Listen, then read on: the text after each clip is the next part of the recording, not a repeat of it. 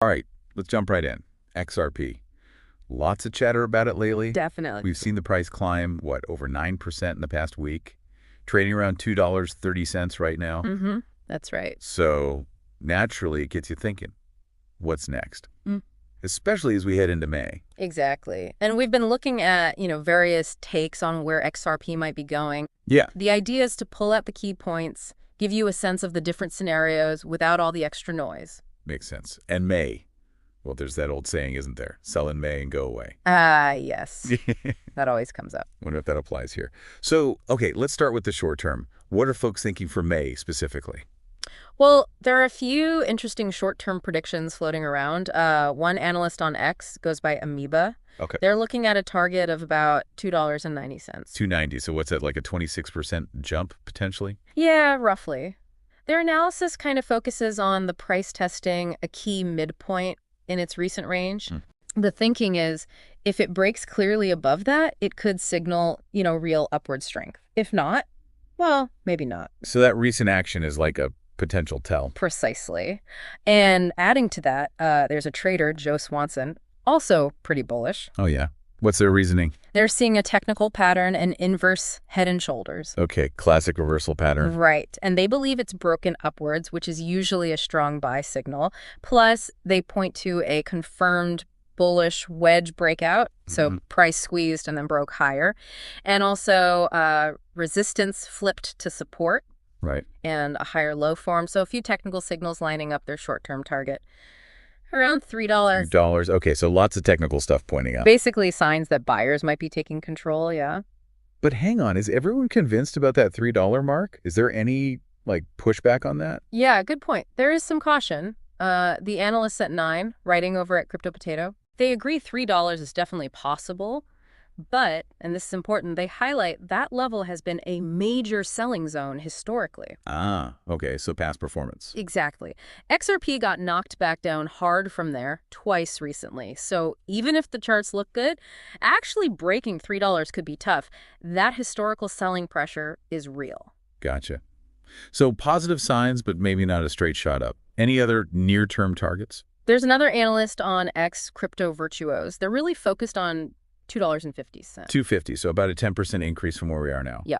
They called it the biggest hurdle right now, but they also noted the week started positively, so maybe some momentum building towards that. Okay, so a cluster around $2.53 for the near term. Optimistic, but with hurdles. That sums it up pretty well. Different reasons, but generally pointing upwards, watching those key levels. All right, now let's maybe zoom out a bit, look at the bigger picture, the longer term stuff.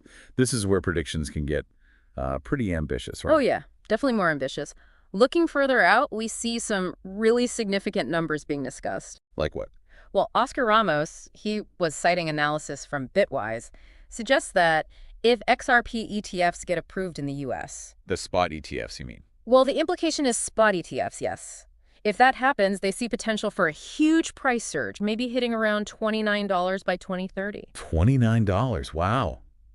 That's a big jump. But heavily reliant on those ETFs getting the green light. Absolutely. That's the key condition there. The idea is mass accessibility driving huge demand. Makes sense. 29 by 2030? Are there even more bullish takes than that? Oh, you bet. There's another commentator, Brett, also on X, referencing Sistine Research. Okay. Their range is, get this, $33 to $50. $50.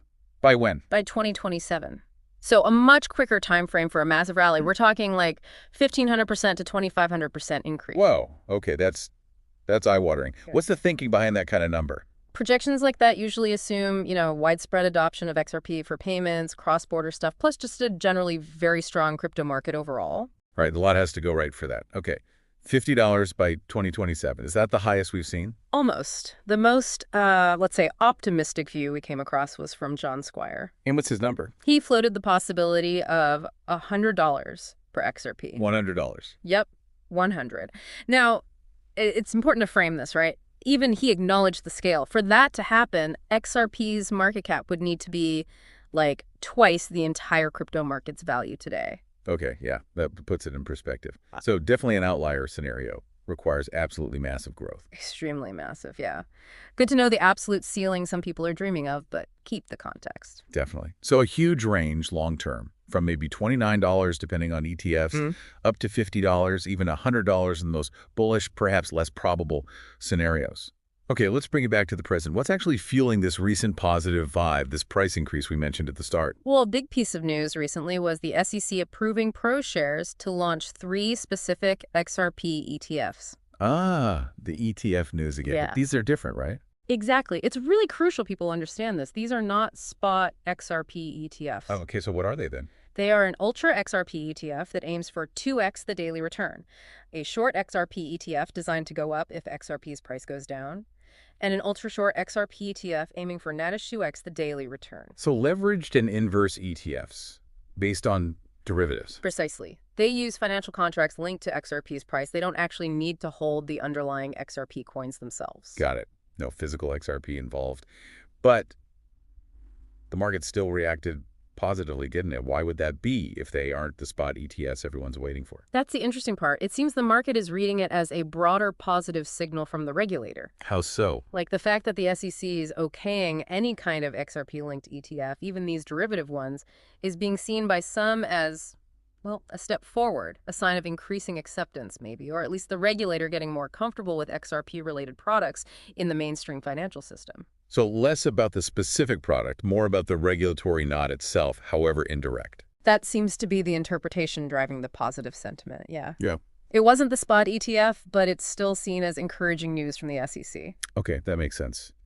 So just to kind of wrap things up, we've seen these near-term targets, maybe $2, $53, based mostly on chart patterns and technicals.